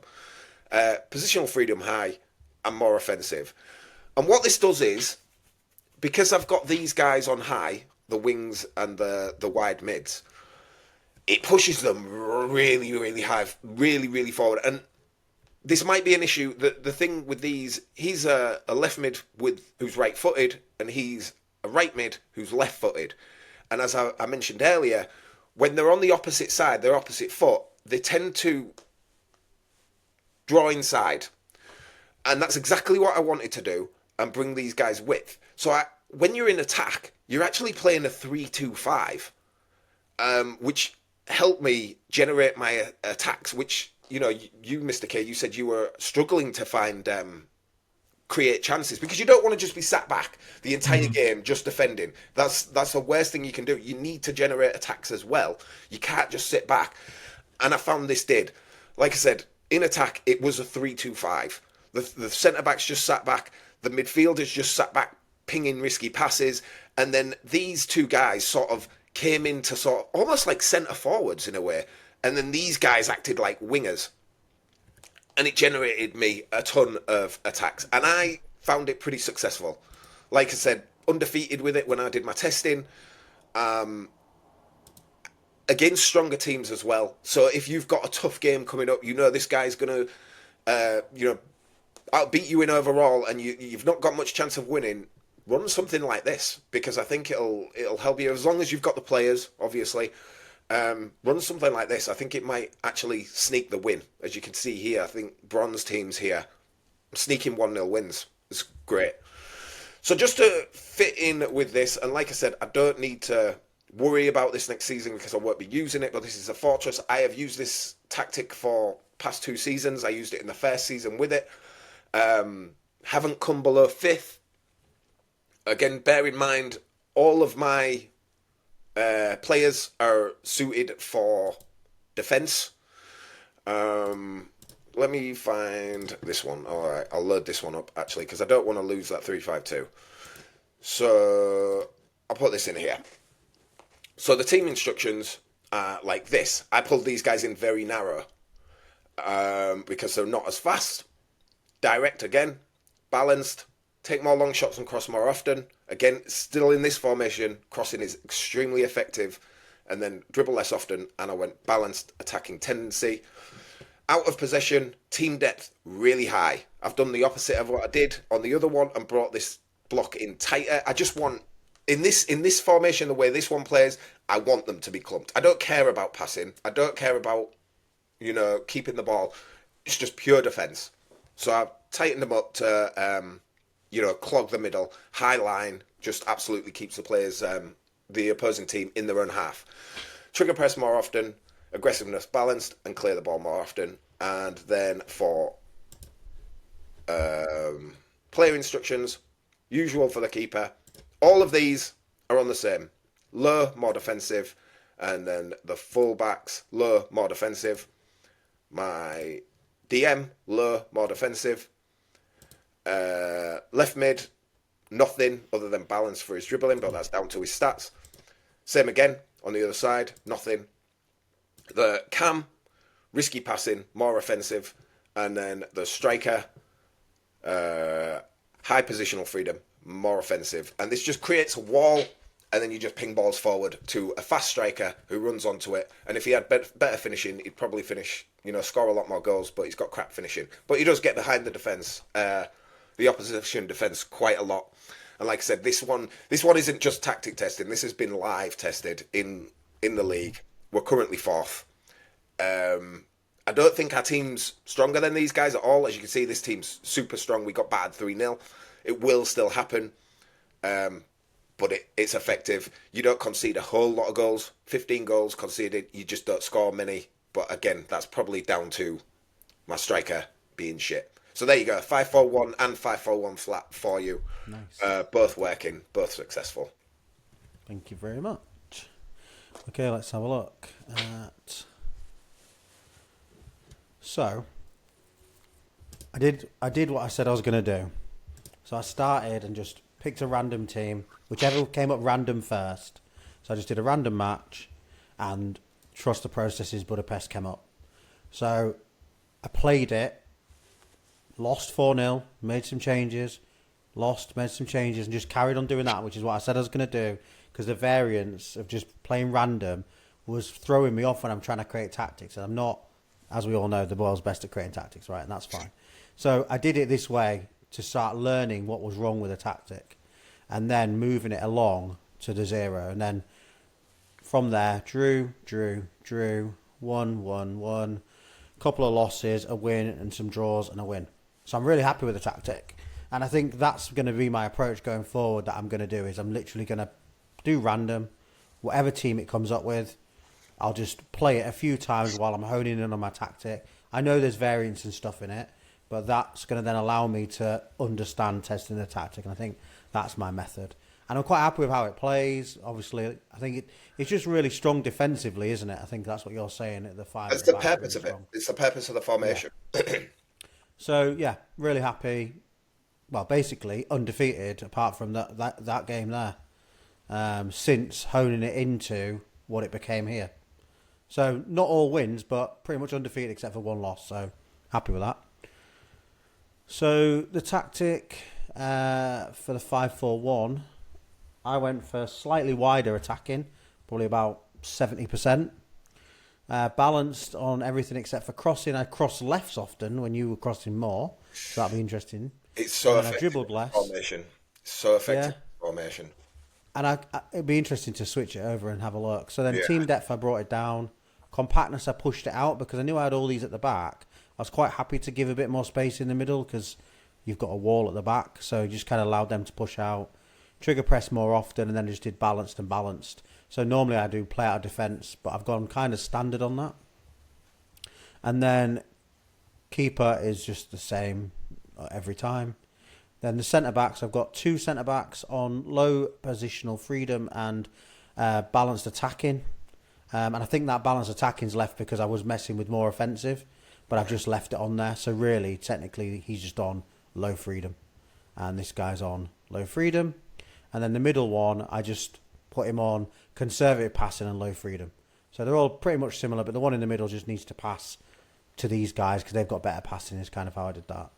And then the wing-backs, cross more often, more offensive and more aggressive. So I've got the wing-backs pushing up all the way up the field to get the crosses in. They can cross from deep if they want, but these are the guys that are doing the crosses into any of these guys that are in the box. And they're not the world's best passers because I'm obviously using a team that's not fantastic. But they do get forward, more aggressive just so they battle back the ball, ideally, if they lose it.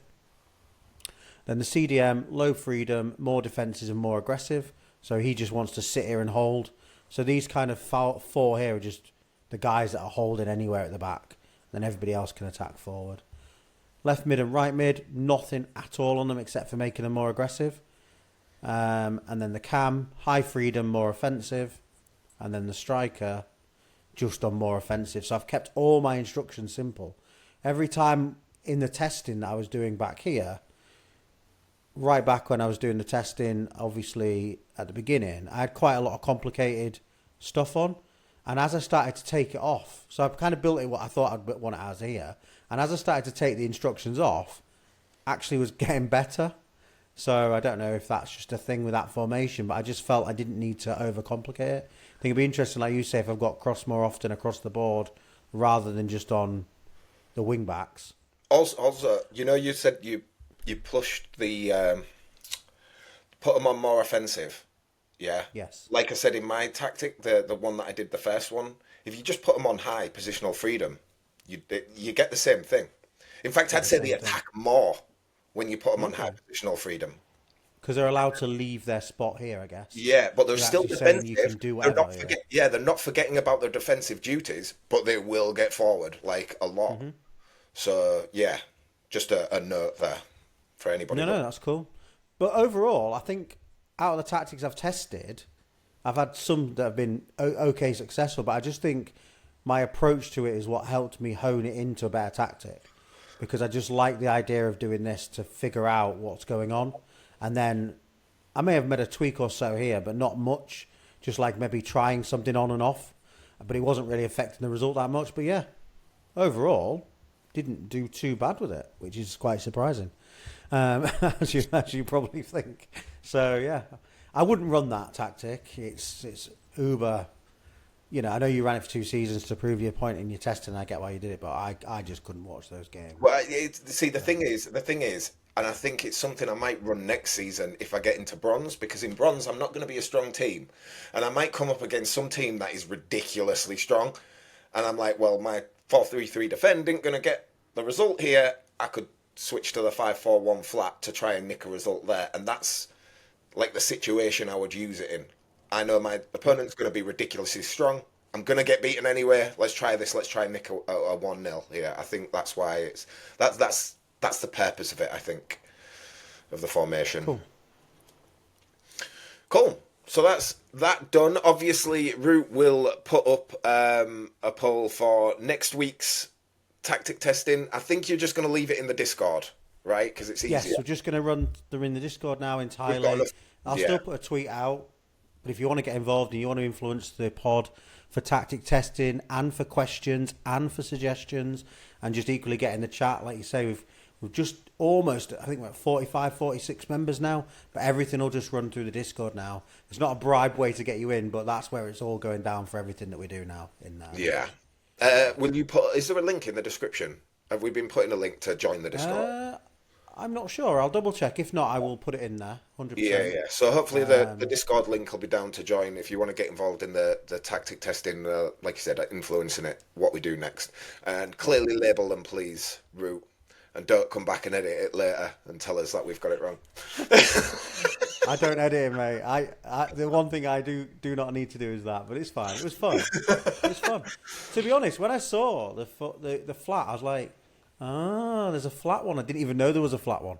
I just thought there was a 5-4-1. So. I don't know why. I just assumed it was 5-4-1 flat. I don't know why. No. So It is what it is. yeah. Okay, so now we will move on to progression. We talk about any progression we've had, anything we've been looking at, any players we've got that are popping off, and obviously cover your common to rare player. I'm just gonna let you know right now.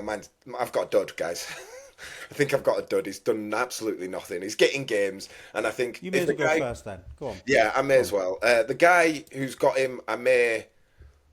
If he wants him for next season, I may let him. If not, I'm probably just going to chuck him in the dev center and just see what happens. Where is he? Krebs. Yeah, no movement whatsoever. He's 21 years old. He's done absolutely nothing. So I'm not holding out much hope. For progression for me this week, my keeper went up to an 80, which is great. One of my defenders gone up to 80. Pew has been getting lots and lots of stats. There's only 3 games left. There's only, 4 training sessions left. I'm hoping he hits 80 before, and the signs are good because he went up to a 79, and then he's kept getting, he got another one in dribbling, he got another one in passing. So the signs are good that he might go up to an 80. The one guy I want to highlight is this guy here. And I've talked before about lottery tickets, where I'll just buy a guy, usually freshly minted, and just chuck him in the dev center. And there's certain things I look for when I do it. This guy left mid, right mid cam, and he's been away for 3 seasons. So I looked at him and he was here. It was at this season here. And I looked into his player history, and this entire first season, he did nothing. He wasn't on a team, so I imagine maybe mid-season pack drop, he got minted, nothing happened. Then this season, the following season, sorry, he was just in a club. He didn't play any games. He was just getting training XP, and he got +2. So that was first like, okay, maybe he's got some movement. But the other thing, and things I look for in this, is when I got him, his passing, which is a key stat for left mid, right mid, was like 38. I think it was 38. So I thought, if he just gets some in passing, he's going to go a rocket. And that's exactly what's happened this season. He's had +5 in passing in is it just the last week? Is it just the last week? Yes, in just the last week, he's had a +5 in passing. And he's gone up to a 53 now. When I bought him, he was also a 55 in cam. So with that +5, I haven't checked. He might be much higher in cam now because obviously passing's a key stat for cams. So that's something I look at. I don't just willy-nilly buy anybody to put in the dev center. I do look for stats. Like there was another guy I had here. Where is he? Lawson. His passing's 31, but he was 43 rated. And it's like, that's a key stat. If that shoots up and just matches his overall, then his passing stat won't match his overall anymore. He'll have got a few pluses. So that's something I look for, and I just wanted to point out that guy in particular because he has rocketed up this season, and I'm hoping it continues. He had a couple of slow seasons in progression for the first 2 seasons, so his prime age has definitely been pushed back. But if he continues on this path, I could have quite a nice little player there, a very versatile player who also is better in his 3rd position. So, yeah, I just wanted to point that out for people. If you're looking to buy lottery tickets, so to speak, as well. Don't just get anybody. Look for key stats and where they're at. Is it a couple of dollars? Or? It's $2. Yeah, $2. So, I like that. Yeah, who wants to go next? Do you want to go next, Mr. K? Let's do it. Let's have a look. Here we go. HQ. So I was just having a bit of a nose myself of the last week in terms of general progression because usually it slows up, but I've got a lot of players now. A lot of them out on loan as well. What we'll do first is just go for the age of players because this is where I've seen some recent progression. I thought he progressed this week. So he has got my 16-year-old goalkeeper has gone up to 78 rated now, from 77 to 78 in his first season. He's been the first choice goalkeeper, which is nice to see. My now 18-year-old left back is up to 74, so he's on tier J at the moment. See if he'll push over because he's not badly got a mix of stats here, but probably a bit of pace, a bit more dribbling, and that'll probably tick him into being a rare. And then see what he can push over there because he's got quite a well-rounded, balanced set of stats.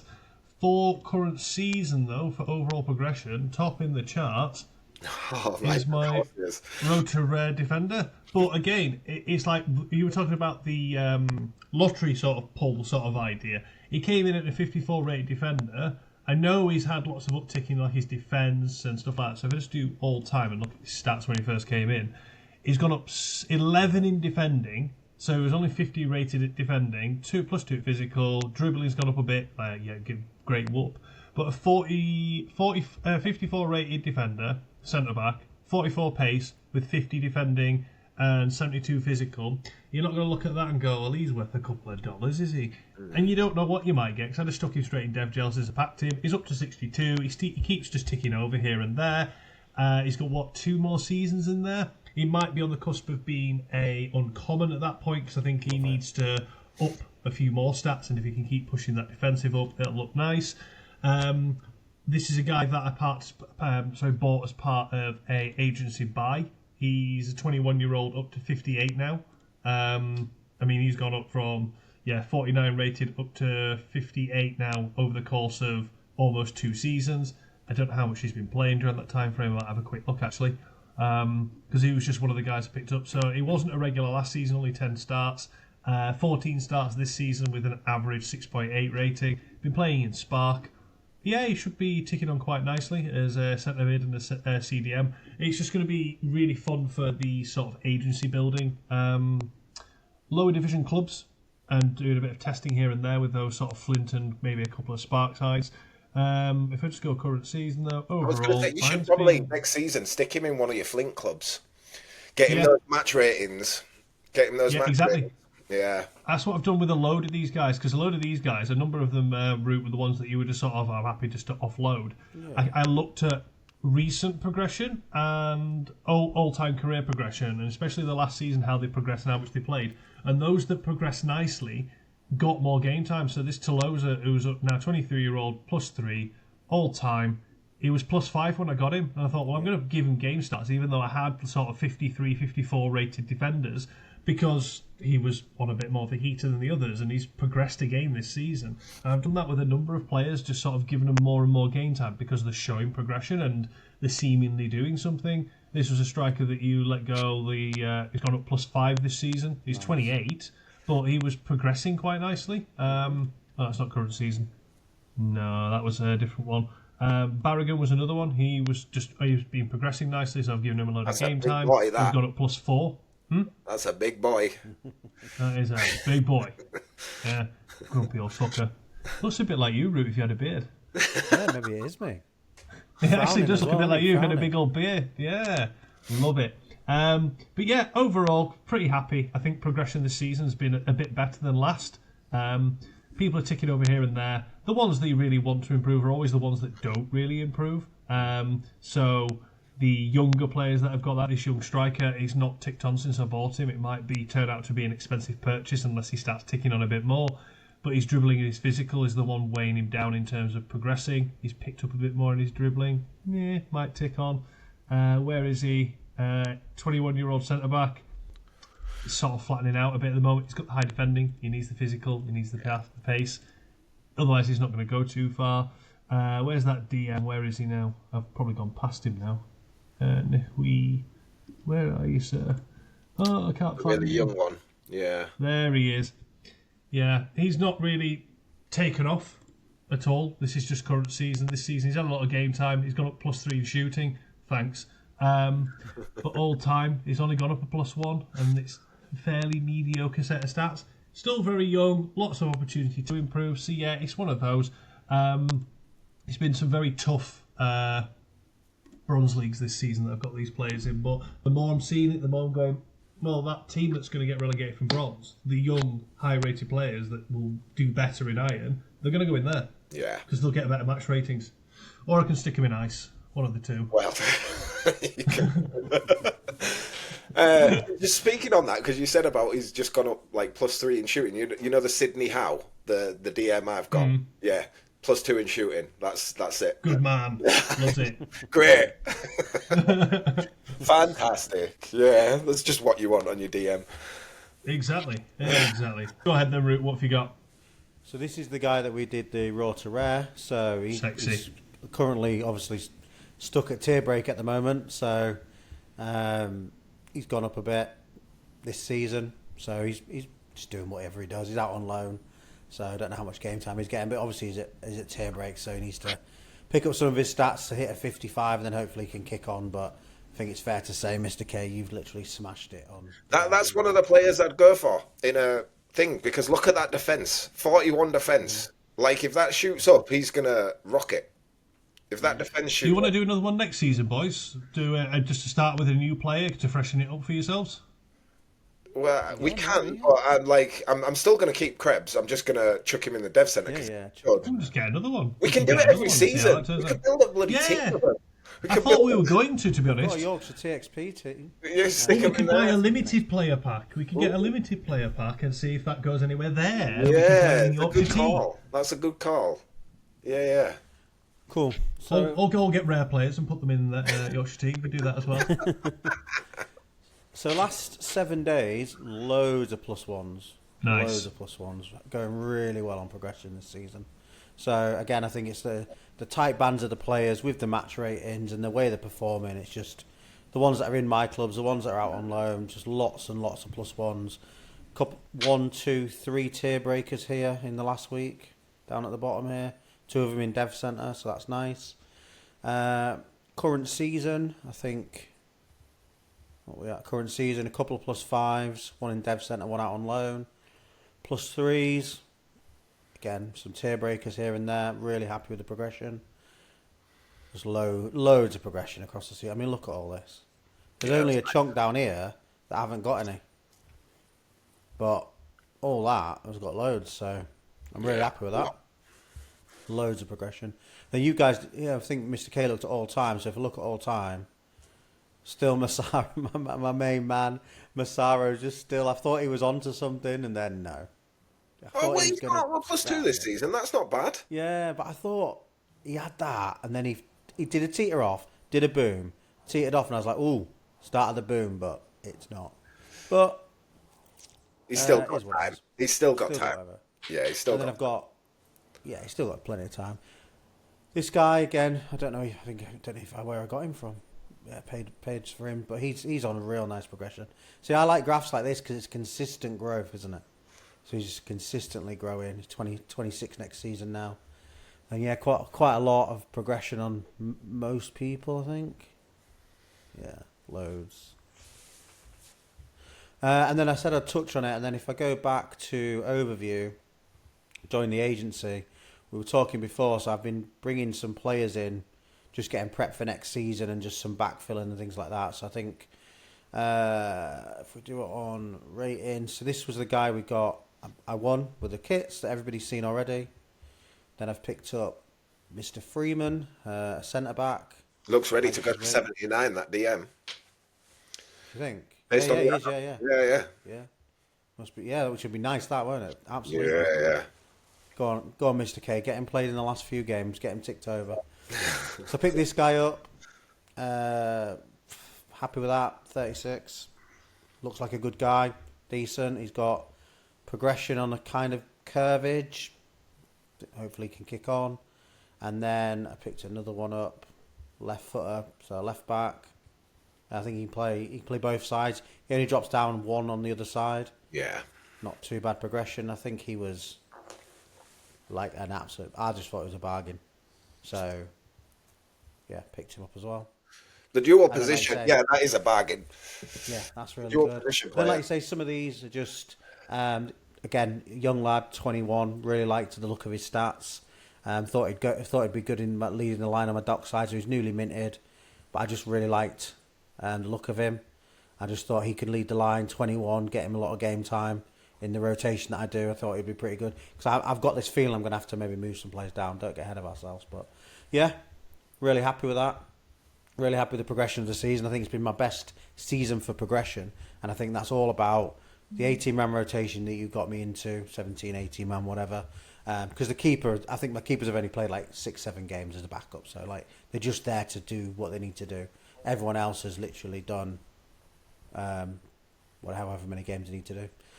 So yeah, really happy with that. Oh, okay.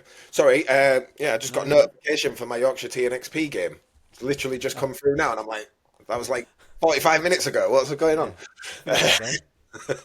Sorry? You said, I'll just go, that game's already finished. Yeah, exactly. Okay, so now we will round out the episode. We're almost down to 2 hours, guys. 1 hour 40. Let's try and drag this out for 20 minutes. Hopefully not. I've got a pie that's nearly ready and I'm starving. So let's do the questions. Is it next? Yeah, we'll do the community questions again. If you want to ask us a question, come and do it on the Discord. The link will be down in the description. So we've got 3 questions this week. The first one is from Ricky Hyde. He says, how are you all planning on spending MFL at the end of the season? Are you looking to get lower packs to try and get progression out of players, or straight in with the rarities to match your level of your best team, hoping to get lucky with someone you can use? So what's your boys' plans? So, I'm not going to get any packs with my MFL. I'm going to keep... I don't know how much I'm going to get. I'll put some players in the dev centre, some more players in there. I like to do that every season. Some of my younger players. I might even do what you said, Bruce. I might just get a few lottery players and put the dev passes on there with the MFL. I've got loads of dev passes already though from Yeah. what we got from some of the competitions, and I'm going to hold back. I mean, I don't know how much MFL I'm getting, but I'm going to hold a lot of it back for competitions because I'm hoping there's some competitions that run through the season that need me to use MFL to enter. So I didn't enter any of these ones. So the 300, 400, 200 MFL, I couldn't do any of them. So I'd rather just leave it back, and I think my agency's in a good place that I might just start stockpiling some of MFL now if I don't want to use it across the next few seasons to try and maybe get a rare pack and use it for that as when I get a load of it, like you guys do. But yeah, mine's pretty straightforward, to be honest. Cool. What about you, Mr. K? You're going to get a nice fat bag, you. At the moment, it's projected 121k. Whether it finishes out on that, I don't know. We've got two cup finals, and wherever all these tight leagues finish, how much disparity it has in amongst that. So, what do I need? I need higher quality players that I already own in the sort of silver team. So, less dependency on loaning in would be better. Keep a bit more rev share. Could afford a 80 to 84 rated player. But what I need out of that to make it an actual silver player or realistic silver player is like an 84. Yeah. And then you want some progression and all those other bits. It's very expensive, that 88 to 84. It's 100k, whereas a standard rare player pack is 47k. So it's like, do I go for a couple of rare players? Because I've got bronze teams. I'm probably going to have an iron team as well. And just hope for a bit more progression just to bolster. I've got a number of older players, so the retirement status is going to be a factor for me as well. Or 200 common players. There's also that option out there as well. And buy a load more clubs and just have a load of fun, like having 15 odd clubs for next season. I honestly don't know yet. I think it's going to be a case of building out some of my squads once I've got retirements and then going, right, what do I need? Yeah. And where do I need it? And planning for some continuation as well. As I say, I've got a number of older players now, which I'm happy to take the punt on. But I've been very fortunate so far not to have any retirement notices. That won't last forever. So, yeah, I'm not sure yet. I'm really, really not sure. I got very lucky last season with the one rare player pack I got, because I got that 16-year-old goalkeeper who was 77 rated. So I don't know. I really don't know yet. Okay. I think I'm pretty set as well. I needed to know how much MFL I was going to get, but Metafixer Lab told me, so I'll have enough to get a rare player pack. I think, talking on what you said, the higher bands, I don't think they're worth it, because you could get it, like the higher band is 100,000, the lower band is 47. You could pull that 47 and still get an 84. There's a chance for half the price, over half the price. So yeah, unless it's limited or uncommon or the common higher bands, I'd stay away from the higher bands anyway. But for me, it's my main club, and everything else is just fluff to me. So my focus is always on my main club. So I'm hoping that I get a good player out of it that I could potentially use. If I can't use him and maybe he comes out, a 28-year-old, 75 rated right back, at least I've got clubs underneath that can use him and hopefully get that progression. It'll hurt a lot less when it's a reward pack, I think. I think it's when you've spent $160 and you get that hurts. When it's a reward pack, it's like, okay, well, that's my reward for my season. Bad, yeah. It's not as bad. A rare player reward pack you can sell about 105 to $115. Exactly. But I won't be selling. I'm a DJ. No. I'll be opening it. But yeah, mine will be rare player pack. Hopefully I get some that I can use. If not, I've got teams I can slot them into. And then I'll probably save a little bit of MFL for if we do the raw to rare. For a limited pack, if we do that, then I'll keep a little bit of MFL aside to do that, so I can open one of those for the pod. And then the rest, just hold it till next season and do the same again, because it'll just be rare players. I need more rare players, as many as I can get. And like you said about the retirements, they're going to come up for some players. I need players to come up, and all the uncommons I've got aren't going up quick enough. So I've really got no choice but to buy rare players and hope I get something good and develop them. So, yeah. Okay. Before you dive into the second question, I just want to deter out a little bit to screen share, because I was watching my game on the side in a different tab, and we just beat second in the league 3-0. Champions. We are champions. Congrats. Not lost a game, 2 draws, 18 wins, 79 goals. And it was literally, I was watching it and I didn't know which way it was going to go because look at the stats, and then look when we scored our goals. Oh, bloody hell, yeah. Yeah. So, Fair play, Root. Fair play. you So very that's much. if Rum don't get promoted, which it looks like they might, Dockside will be your main team. If You're hoping. Rumlads don't get promoted, then Dockside will become the main team, absolutely, 100%. Fair play. Okay. Yeah, my smart team are playing a game right now, and if they win that, we're promoted. We've won the league. Hope you win it, mate. Nice. Hope you win it. Congrats. Yeah, good luck. We fucking should do, given the stupid team I'm playing there. But you never know. You never know. Okay, so our next question comes from Scott Jenks, and he says, do you think a heading stat will be introduced at some point? I tend not to have crosses on high because I have short strikers, so I just assume they'll be crap at heading. I do have something to say on this, but if you guys want to go first. I do. Yeah? No. Right, yeah.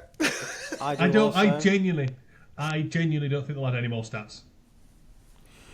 Yeah, I was going to say, I don't think they'll add any, but as I've said, probably in one of our first pods right back at the beginning, I 100% believe there's hidden attributes. I believe it, and I'm sure of it. I can't prove it, nor am I going to spend the time to prove it. Yeah. So, if your guy looks like he's in the box and his little circle's missing a target, he's either doing some overhead kicks or heading it, you decide. But I'm with Mr. K. No. So, again, No, I think the stats they've got are good. I don't believe there's hidden stats. I just don't. There is. There is I can prove it. I can prove it. Right? You know, people don't want to put their centre backs on low positional freedom, right? So that they'll go up for corners. When was the last time you saw a centre back score off a corner? How often do you see it? You don't. Do you know why? Because it goes off the shooting stat, and the centre backs have shit shooting. So if you have them in the box, you've got a guy with 50 shooting getting the shot. Shooting is heading, feet, doesn't matter. It's shooting, finishing, whatever. And, centre backs have terrible finishing. You put them in the box, they do nothing. They don't score because they've got terrible shooting. I don't think they'll split up the stats at all. I think the 6 that they've got are perfect. They cover everything. And I think the difference and the different styles, like you saying about hidden stats, I think it depends on their other stats that make it appear they've got other hidden stats. Because a player with, 90 pace and 80 passing will play completely different to a guy with 60 pace and 80 passing.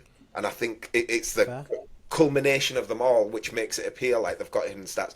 But no, I don't believe they'll bring in a heading stat. And I have also seen 5'6" strikers, because I've conceded a lot of fucking corners and a lot of indirect free kicks to the back post. Yes, no, good point. Yeah, I've conceded a lot of them, and I've seen 5'6" strikers score. I've seen 5'7" strikers score. Yeah, but they're doing bicycle kicks, Bruce. They're doing. No, it's because it says on the shot chart header. So don't worry about yeah, that. I've done the same thing and gone. My 6'4" defenders with 80 plus physicality, 80 plus defending. I've just conceded a corner header against their 5'7" striker with 40 something physical. It can happen. Yeah, it can, and it does. It can. It can.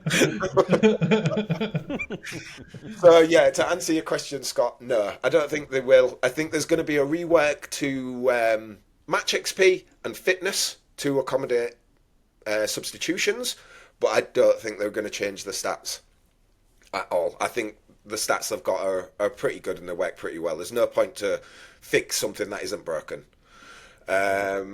So the final question is again from Ricky Hyde. He says,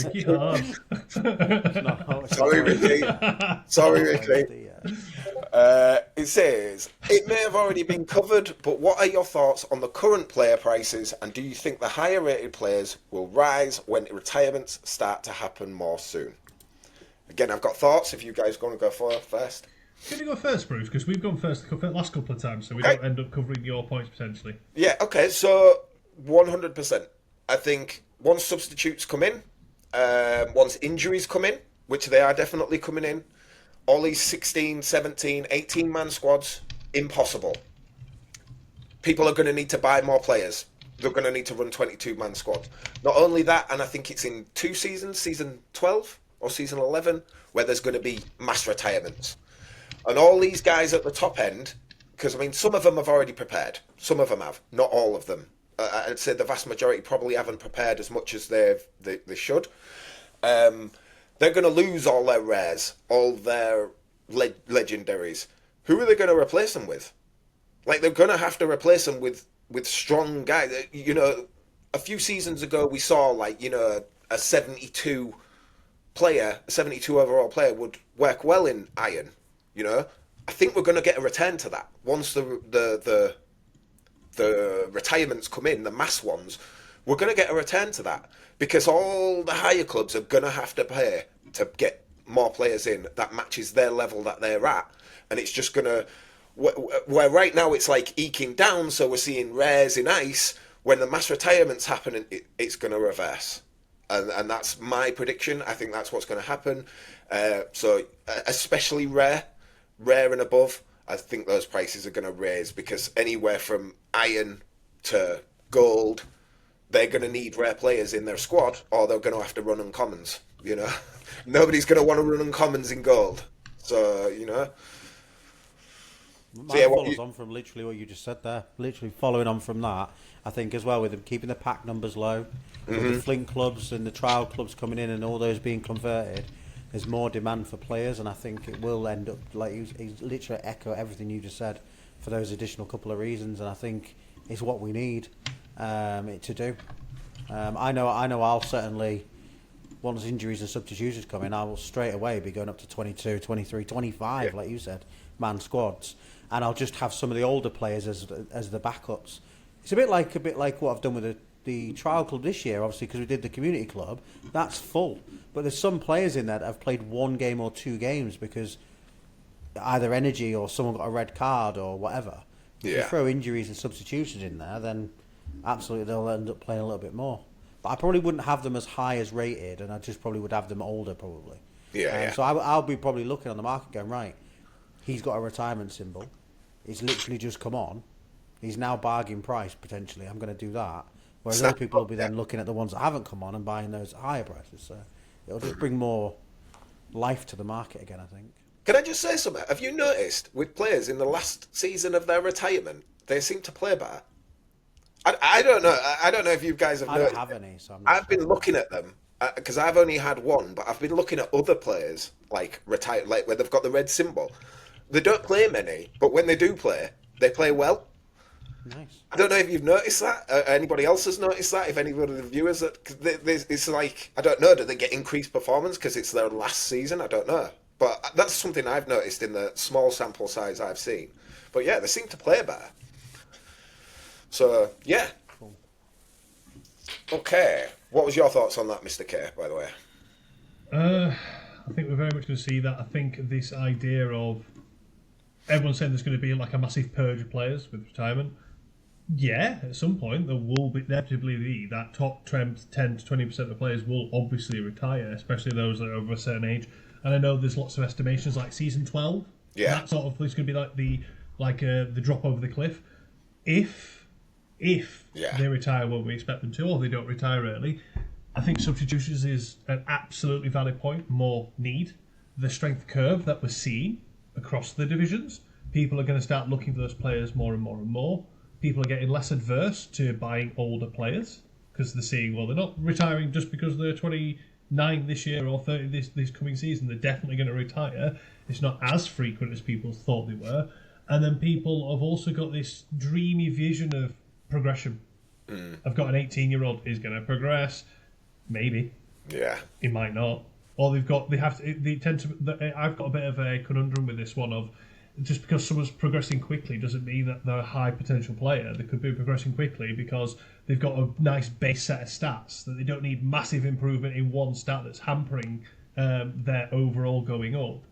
And they might hit that and then they plateau for ages, and you see so many examples of that. So many examples. All these other creators who've bought players and gone, well, I bought them here, and they're still here. Yeah. 4 seasons later, we see it time and time again, and you can see the inverse as well. But there isn't the rapid progression that everyone's buying into, and just leaning on that alone. It's one of your options with your agency. You try and get that progression, but it's not sustainable to be the only way to run your agency.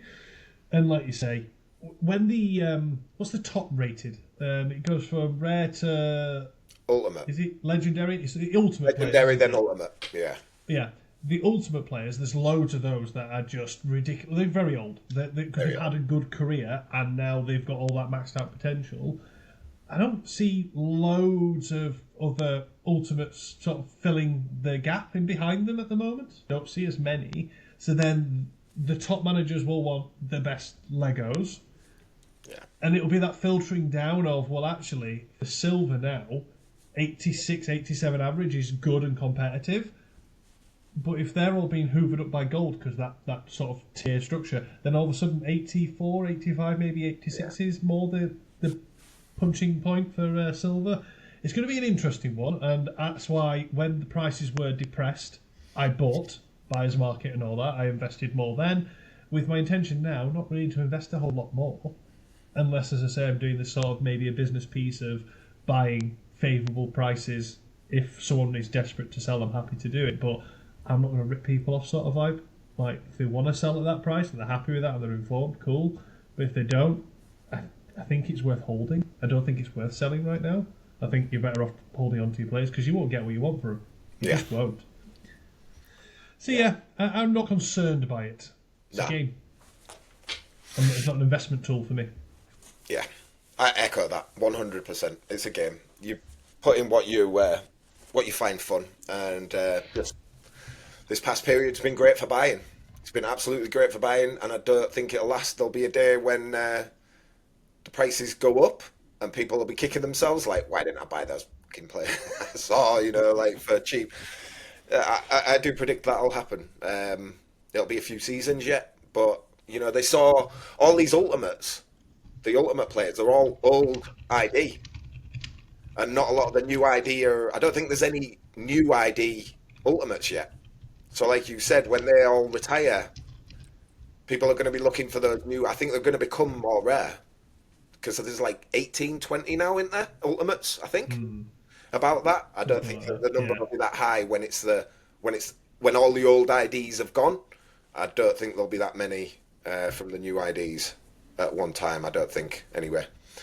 But yeah, that's the questions answered. Thank you very much for asking them, guys. We appreciate that. Again, send them in our Discord, and we will get to them next week.